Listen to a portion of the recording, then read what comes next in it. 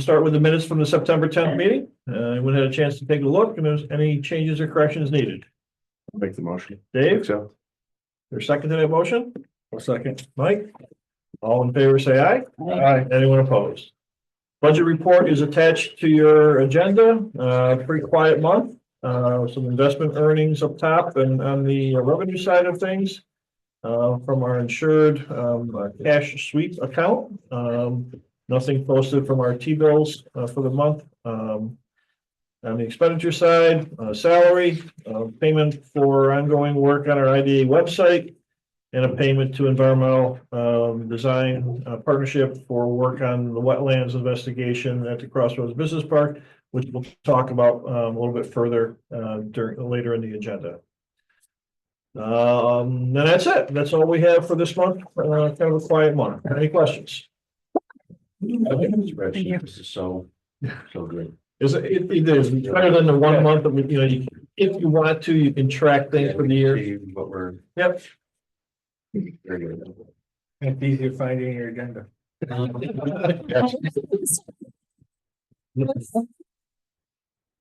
Although Melinda or Carol's probably cursing us. Yeah. It was actually Melinda's idea. Oh, Yeah. okay. Well, she can't curse us. Would someone make a motion to accept the budget report? Joe? Is there a second to that motion? I'll second. Sue? All in favor, say aye. Aye. Anyone opposed? Monthly bank reconciliation, Joe, you had the pleasure of going through those? Yeah, Carol, that, 2 different time frames, everything looked in order. Very good. Yeah. CRG report, Mr. Wilson. Yes, sir. Again, great. Number one on the list is CRG had loan closings on micro loans as brief loans to Thrive Yoga Holistic and Wellness Center. My Life this time around and Vassar Mobile Robotics. The city of Overton Loan Fund to Rickmar Design and Print LLC approved in August is moving through the closing process. Number two, 2024, $300,000 micro enterprise grant. First drawdown was submitted through the state for 7 businesses waiting for state approval. CRG submitted a workforce grant through the New York State CFA process. It was part of the Catalyst grant approved for the Mohawk Valley Region Council. New York State has indicated an announcement will be coming out later this fall. EPA finished reviewing required application documents for CRG's second brownfield assessment grant, $500,000, and is now approved. We're in the process of finalizing an RFP for an EPA engineering consultant. The Gloversville Downtown Specialist continues to meet with DRI project awardees and is currently working on the capital stacking process for each project. The Gloversville DDS continues to work with downtown related activities, including the local waterfront revitalization program and the city's brownfield opportunity area. And lastly, our dates are now set for the 2025 Mohawk Valley Brownfield Developer Summit. The 2025 dates are April 29 and 30. More information to follow. Any questions for Dennis? That summit will be out at the college again, or It'll be at Herkimer. Herkimer again? I mean, just what, Good deal. Good. Okay, Thank you, Dennis. I'm gonna run. Thank you very much. Okay. I stay and enjoy more of the meeting, but I got. You wouldn't enjoy anything we're talking about. Bye, Dennis. Dennis. You're gonna check the population. Mr. Roll, anything to? hop and take a ride. Yeah. Yeah, this is one of those months where the second Tuesday comes before the second Monday, so we won't have our full board meeting until next week. But through the committee process, a couple of items that will be on the agenda next week include a contract with Finney for construction management services for the GSL Discovery Center. And then we'll be advertising for bids, allegedly, if it's all passed next week, for phase 1 of the site construction project for the Discovery Center. That includes site leveling and grading, extending a water line, installing septic out there. And at last report, The sewer line project on 30 and 38 is going well, and the contractor is actually hoping to be done by the end of this calendar year, which is no small feat considering how late they got started. And that's it.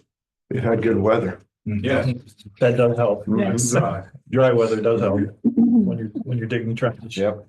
For sure. GSL Discovery Project, is that at the end of the Northville Bridge? Yeah. Okay. Hey, Greg. And I've heard good comments about the people doing, the contractors doing that, so they said that after they're doing it, they're making it great, you know, they're most big mountain, it's really, Good. you're doing a great job. Good to hear. State Street there. And the I'm other not complaining, it's good. thing, worked out well, Gary. They'll complain next year when the restoration doesn't take effect. Thanks, Tom. Moving on to old business, nothing to report on Nexus. They're on hold until the end of the moratorium before they can reapply for a new special use permit. In the Crossroads Park, our housing initiative, Howard Hanna continues to distribute marketing materials. Thank you. Colleen has suggested that consideration be given to reducing the asking price from currently this $595 figure that we have it at. She's suggesting consideration be given to reducing that to $575. The reduction of that will generate a whole new round of distribution of information to various folks. And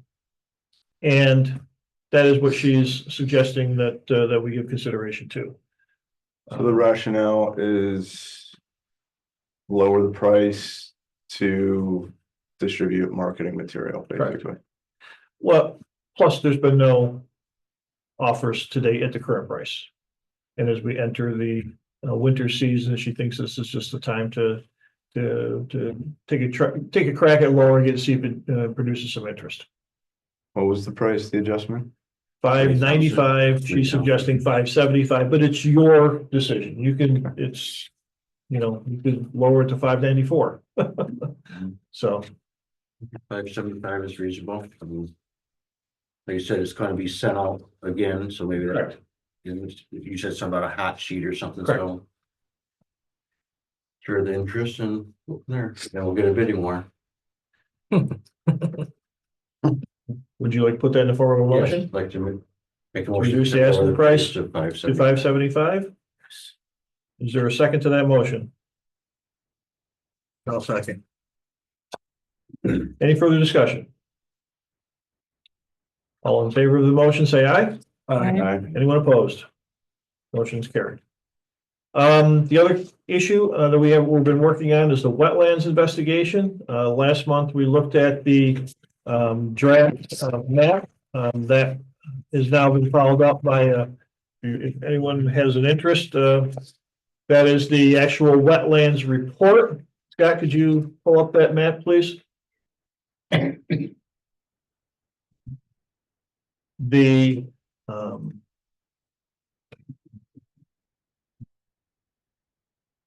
what you have up here on these wetland maps is all these little yellow boxes represent data points that Environmental Design Partnership, when they went out there, using its GPS, marked what they believe to be the boundary of the wetland. So there's one here, there's a wetland here, there's a wetland here, here, and all through here. As stated on the agenda, those 5 areas, they total about 5 acres of land. So of the 26 acres up for sale, there's approximately 5 acres of wetlands, okay? And so in the report that Dave has that's going around is all the background information, all the details as to these data points and why they define them as the boundaries of the wetlands. The final step in the process is to submit all this information to the Army Corps of Engineers and asking for a jurisdictional determination. What will happen is Army Corps will now come out and they will walk these same boundaries and check each one of these data points. and either agree with them or disagree with them. If they disagree, they're either gonna move it one way or the other. And if they make changes, Environmental Design Partnership has to come back, resurvey all those and make whatever adjustments to these wetland boundaries, based upon what changes Army Corps may make. And once we've done that, we now have an official boundary for each of those particular wetlands. And, any developer who's looking to develop the property there, would have to recognize where those boundaries are and try to avoid impacting them to the greatest extent possible. If they are going to be impacted, they would need to go and seek a wetlands permit from the Army Corps of Engineers. Okay, Quick question. sure. So these two larger wetlands Yep. on the left. It looks like they're connected with a little thin strip of wetland, is that? Yes. Am I reading that correct? Yes, So it effectively closes off an acre or two in the upper left corner. in terms of being accessible from the internal access road, they could be Right. accessible from South Kingsborough Ave. Well, it's elevated, Correct. Oh, yeah. it's elevated, Yes. so. But But there could be a point where you do cross the wetland. you can disturb up to a 1/12 of an acre Correct. without a permit. Correct. Yeah. Okay, and so that may be if they could find a way to do so, but even if you had to get a permit. For just a crossing of, even if you impacted a third of an acre, Uh-huh.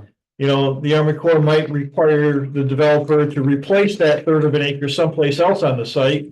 And there's certainly room to be able to do that there. Right. Okay,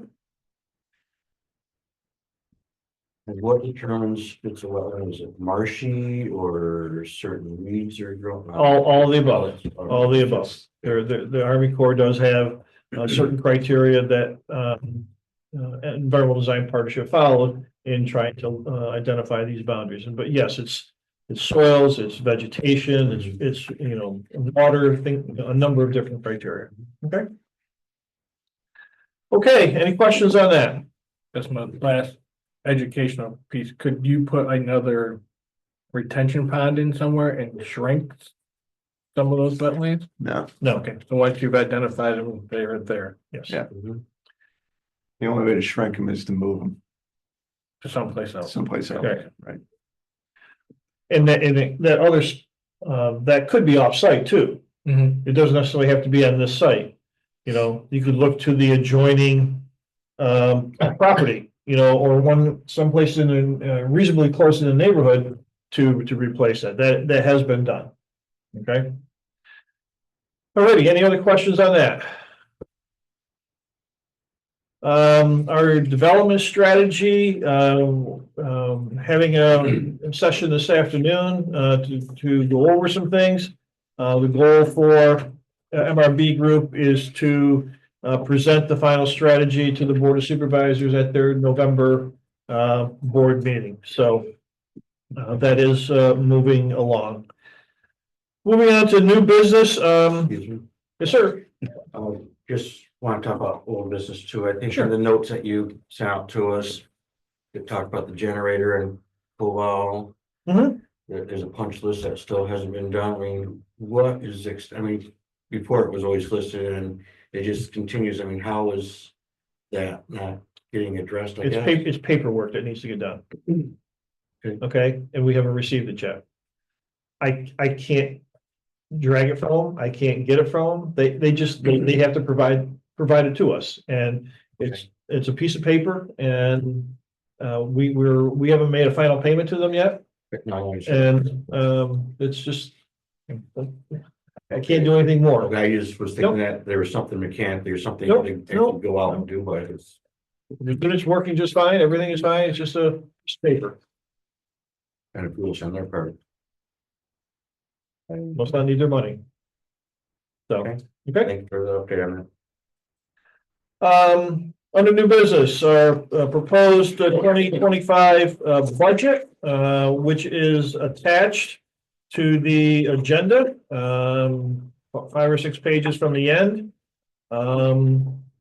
We reviewed the draft at our last meeting. There were one of the suggestions was made was to put some dollars in, for other potential county projects that may get undertaken in 2025 that the IDA, could give consideration to providing financial support to. So that was added, under other operating expenditures. This, website research project that has been under discussions with the group that's been meeting. I talked to this board about it last month. There was an interest in potentially funding that. So, and if that's not going to probably take place till next year, so I put that in under website research project at an estimated $14,000, but we'll talk more about that here in a little bit. The other thing that we chatted about at the last meeting is my situation. As we've discussed, I will be stepping down at the end of this year as the executive director. Scott will be looking to take over that position next year.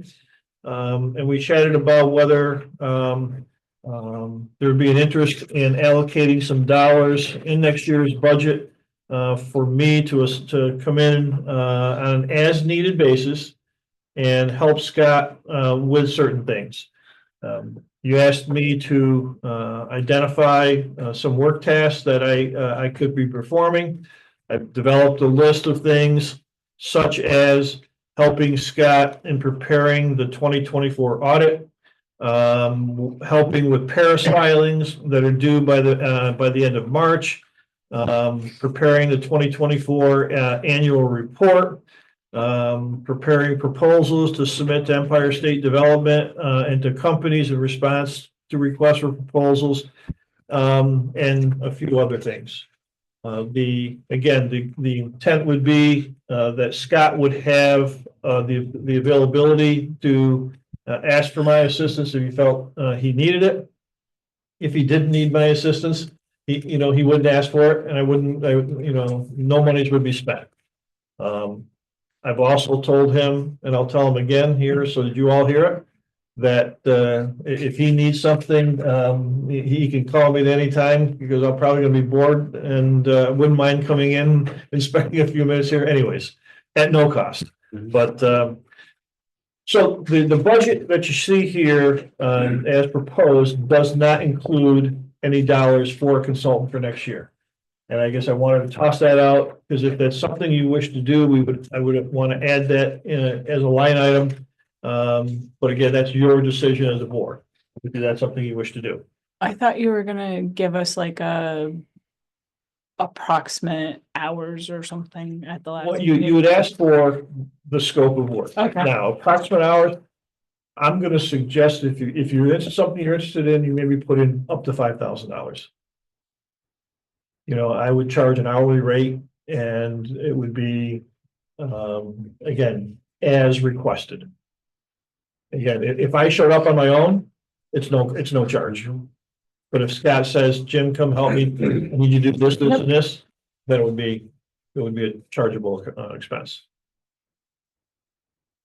What hourly rate would you like to get for your consulting, just so we know how many hours? If it was $100, we would know we'd get, say, 50 hours. I mean, I don't know what that is. When I was the planning consultant 6 years ago, it was $50 an hour. Okay. So I'd probably do the same. Okay. I do the same. I think that's quite reasonable, so I would, as myself, would think that would be nice to have you available, and I think $5,000 is reasonable. And if it goes over, if Scott needs them, Yep. deal with that later. When we come back to the board and Absolutely. approve the expenditure. Absolutely. Any other suggestions or? Okay. Then I would suggest someone make a motion to adopt a 2025 budget, including a $5,000 consultant appropriation. So, is there a second to that motion? I'll second. Greg? Any further discussion? You offset that with a transfer. Yeah, yes, so just more will come out of our reserve. Yep, okay. Any further discussion? All in favor, say aye. Aye. Anyone opposed? Very good. Quick question, Yes, sir. the wages. I'm not on governance. Did wages go up for both the I'm director? waiting to hear back from the governance committee. Okay. Okay, It was- nope, I estimated a number in there. Okay, that's just a- Okay, come back. Nope, Okay, we haven't gotten that yet, so. Okay. Okay, very good. group meetings, again, this website, research project, as you guys we discussed this at the last meeting, you expressed an interest in potentially funding this. But you also wanted to ask your partners, would you be, would anyone be willing to contribute towards this? The Chamber and FM Solutions have indicated they do not have any funds to be able to do that. The Visitors Bureau, Scott took this to, ED&E committee. There was an interest in providing something there, but they wanted us, at the time Scott went, we hadn't received the revised proposal from Emery Designs to perform this work, so he's gonna have to go back in the next meeting and because we now have received that proposal. Unfortunately, it came in just after the meeting. Is it the 14,000? It's less than that, actually, a little bit less than that. Right. Yep. And again, at the time, we just, All right, anyway. I got you. The CRG has expressed an interest. They also wanted to see first, before committing anything, the revised proposal. And they also wanted to see the county's development strategy to see if there was anything in there that could impact the need for this project. So we don't have responses completely yet from 2 of the 4 partners. My suggestion is let's just wait, until we get those formal responses before we take an action on doing this or not.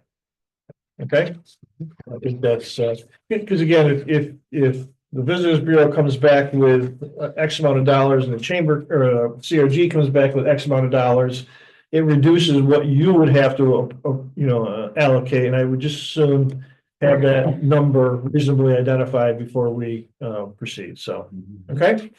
Just one additional comment from me, because I've been at those meetings. I guess the question I have is, we could spend this money, but the question is, who is gonna, if we get to a final website, who is gonna be in charge of that website?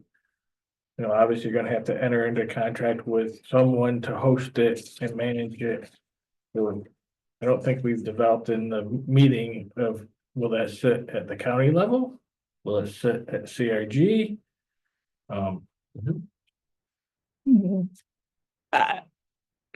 To be gonna, determined. no, I'm gonna, I guess, build on that a Yeah. little bit. So hearing the responses from all of the other partners with, we don't have money or we can't budget for that or whatever, it makes me worried that when we get to the end, no one's gonna step up to be that person. Right. I'm a little nervous now. Right. And I don't think that's in the purview of the IDA necessarily. And I think, but I mean, we've talked about this several times. And I think that issue needs to be resolved before we move forward with this. Yes. Because what we don't want to do is to go spend $10, $12, $14,000 and have it, nothing Fall happen. flat. Fall flat. Right. So before we advance, that's part of the reason I want to put this out here today, is I think the group needs to get back together again. And something you should talk to Ken about. Yep. To specifically discuss and address this issue. Yep. So I wanted to bring that out to this No, board, so that, Very good point. no. Yep. Good point. I don't want to spend the money if. If it's at gonna end go of on the day- bookshelf. Right. Yeah.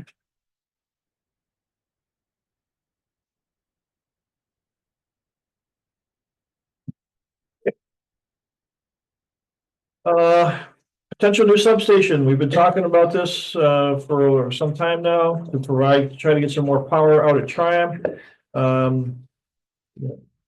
Sue at our last meeting said that there's really 2 options for pursuing a new substation there. They're listed here on your agenda. One is to construct a distribution level substation that could provide up to 2 new express feeder circuits into Tryon, each providing 12 megawatts plus or minus. That could be split once in the park and could serve the 4 sites Winstanley has identified on its site plan. The second option would be to construct a transmission level substation that could support up to 20 megawatts, but would only service 1 site and one customer. What Sue had indicated, and what National Grid has indicated is that before we could move forward with this interconnect study, and please correct me if I'm wrong on any of this, that the IDA needs to determine which of these 2 options you want to pursue.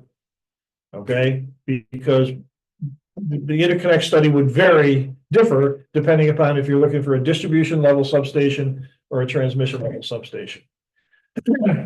I sent all the information to Adam Winstanley, and Adam's responses, I think I indicated in my email to everybody, that option number 1 would be he would recommend option number 1, because having power for more sites is better than a lot of power, in his opinion, better than having a lot of power for 1 site. So, questions? I'm going to ask you at some point in time today to pass a motion to endorsing doing one or the other, so that we can now ask National Grid to come back with an actual proposal to do an interconnect study on the specific type of substation that you would like to have done, have pursued. So I think the same way as Adam does, getting more power for more sites is better than having a lot of power for 1 site. And we'd have, still have issues with how we're going to get more power for the other sites that we have there. And I think we go back to what we've talked about earlier, that of all of our projects in our industrial parks, okay, all but 1 are served by distribution level power. And it's only Phi. Phi is the only one. And they could have been in served. hindsight, they could have.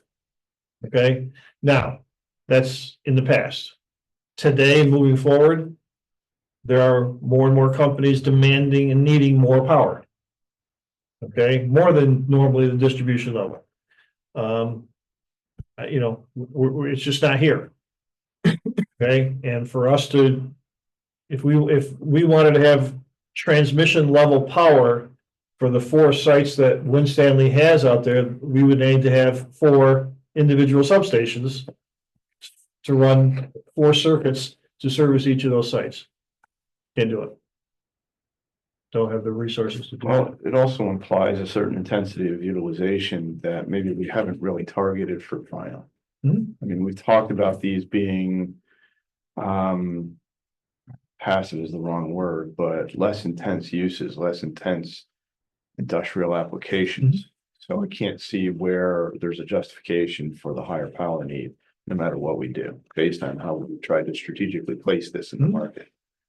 I guess my, not a question, but a comment is, last year, Jim did a breakdown for us of the existing parks of how large those buildings are, and I like smaller diversification, in my opinion, because if you have one company leave, you have a smaller vacancy, easy to fill, versus if you built one 500,000, 1 million square foot facility, and then they leave in 10 years, how do you break that building up? I'd rather see targeted, smaller users. I think that's what Triumph's designed for, because it's in a more rural setting. Mhm. A lot of the studies we've had before is the traffic on a distribution level site would be problematic for 107 and the surrounding roads. Workforce traffic would be one thing. Yes. Distribution level traffic would be a whole other ballgame. Correct. And I know that I went to the night with Micron at Herkimer Community College last month. And they talk about their vendors coming are gonna be small. They're gonna be 5,000 to 50,000 square feet, depending on what they provide. They could be up to 100,000, but their vendors are not gonna be a chip fab plant. Their vendors are gonna be much smaller, supplying Micron with its needs. And they also said that those vendors, if they come, because they'd be coming from other parts of the country or the world, are gonna want shovel-ready sites. They don't want you to say, here's a 5 acre parcel or 10 acre parcel, then how do you get water, sewer, electric and gas there? Tron has those things already. I think if we can enhance it, it might be more attractive, especially where it sits between that corridor.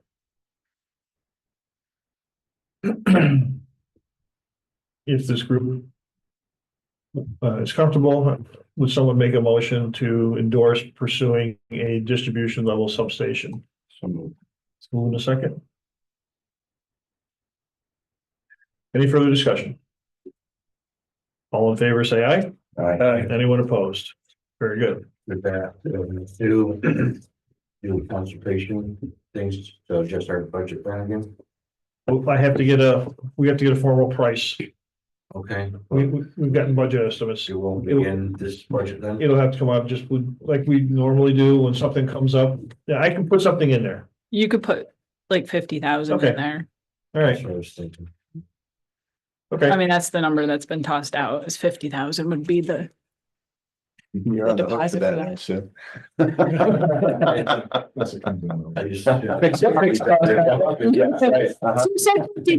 I just- that's a ceiling. Do we need to reapprove the budget? I would ask that the motion include amending the budget to add this as a line item. Go for it. Okay. Had that, Yes. yeah. Duly added. Mhm. Okay. Do we have to vote? Oh, did we not vote? I thought we had a first and a second. I didn't think we voted yet. we voted. Oh, do we? Yeah. I thought we did. All right. Want to do it again? Well, if we added 50,000, Yes. maybe we should do it again. All in favor, say aye. Aye. Anyone opposed? Motion carried. Revised motion carried. Okay, Sorry, your salary. Yeah. okay, EPA cleanup grant. The good news,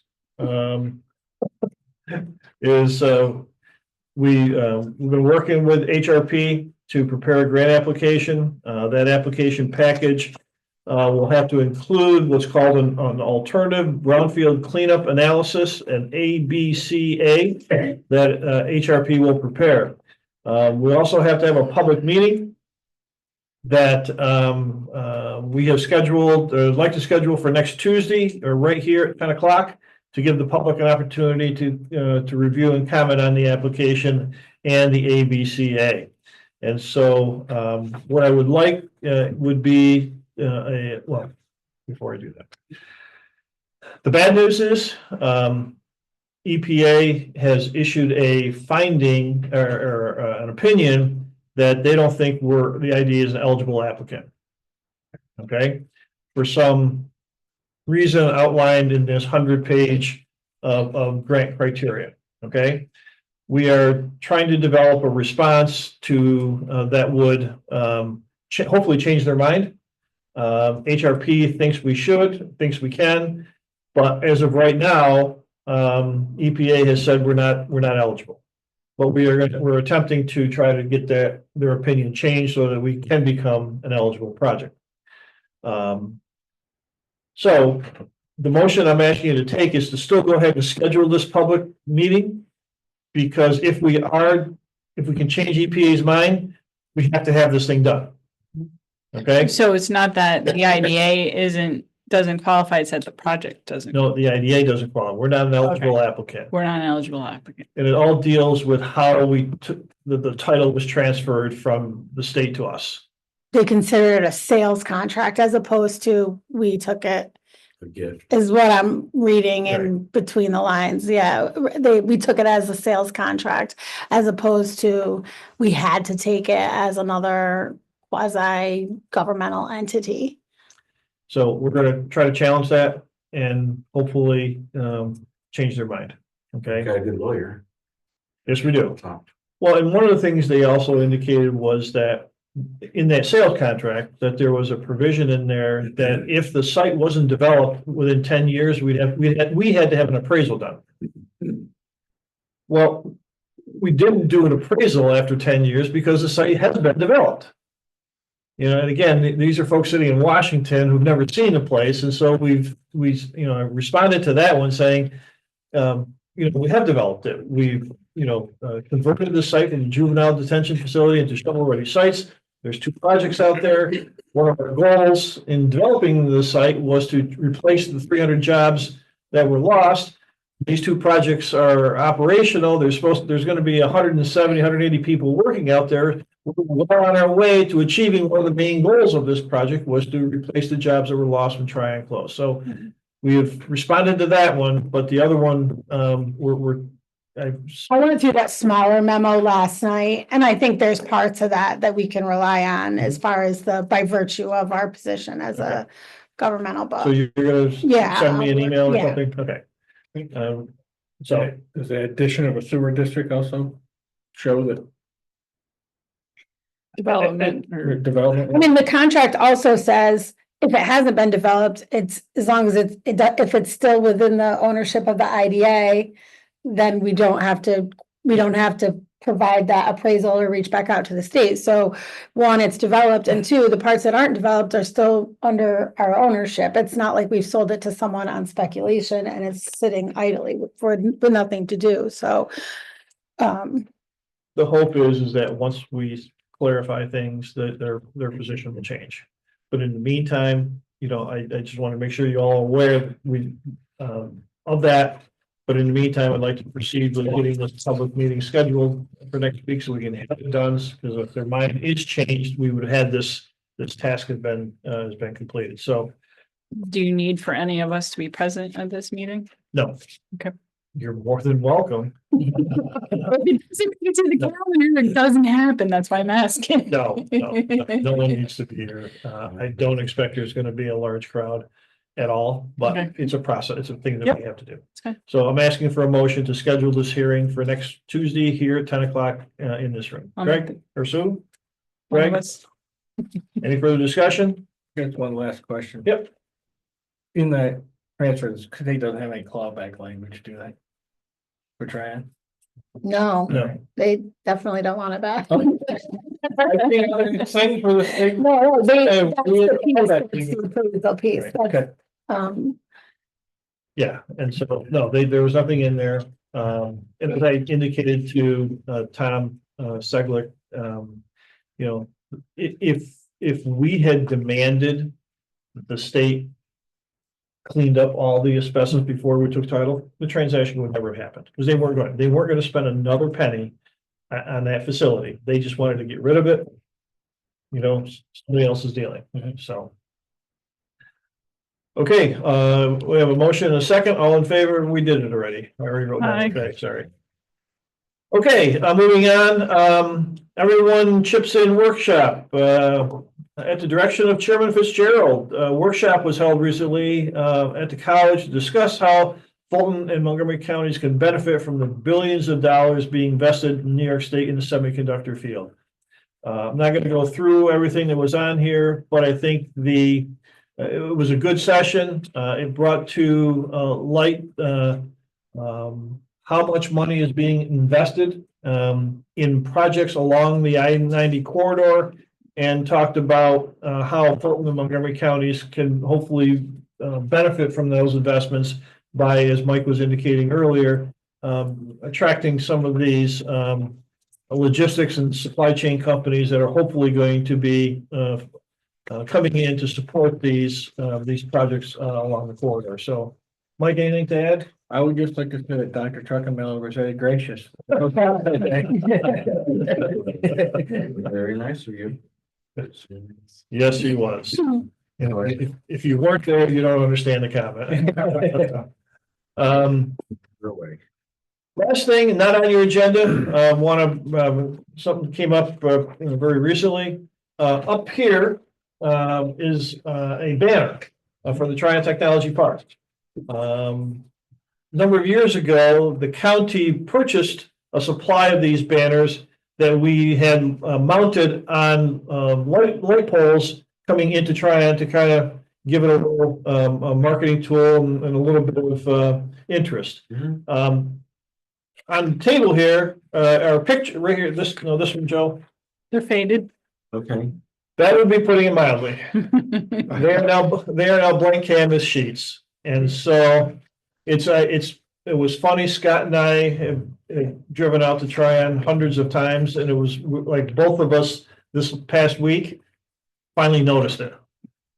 And once we did, It was printed with expiring ink. So at a certain point in time, they just disappears. it's subject to Mother Nature. And the wind and the rain and the snow, these things do fade. And so well, we have 2 of these left. We have 6 poles out there that we want to have these located on. So what I'm suggesting is that we go back and buy 10 more of these. Okay? Take the 2 we got and 4 of the 10 and put 6 new ones up. That leaves 6 more to come back and replace when they start looking like this again in a number of years. We went, they were originally purchased by the county as part of the original marketing plans for Tryon. So the county purchased the signs, the mounting brackets, and had ADK come out there and actually install the signs. We went back to Adirondack Signs, asked them for a revised or quote to give us 10 more. The price is $120. A sign was actually a little bit less than what they were a number of years ago when they first purchased it. Well, is that with reusing the existing Yes. hardware? That's No, a huge savings. No, No? because the hardware was separate last year. So when they priced it out for us last time, the signs were 125 a piece, now they're 120. Okay, so recommending that, asking for a motion to authorize a purchase of 10 signs at a total cost of $1,200. Greg. Is there a second to that motion? Second. Joe? Our county facilities crew will do the installation. Okay, we've talked to them about doing that, so we have a motion and a second. Any further discussion? Where do the remaining 6 get stored? In the storage room right next door, where this one was for a number of years. Okay, and it will be up to him to figure this out, and when they fade from this point forward. I ducked out that. 4 years. All in favor, say aye. Alright. Anyone opposed?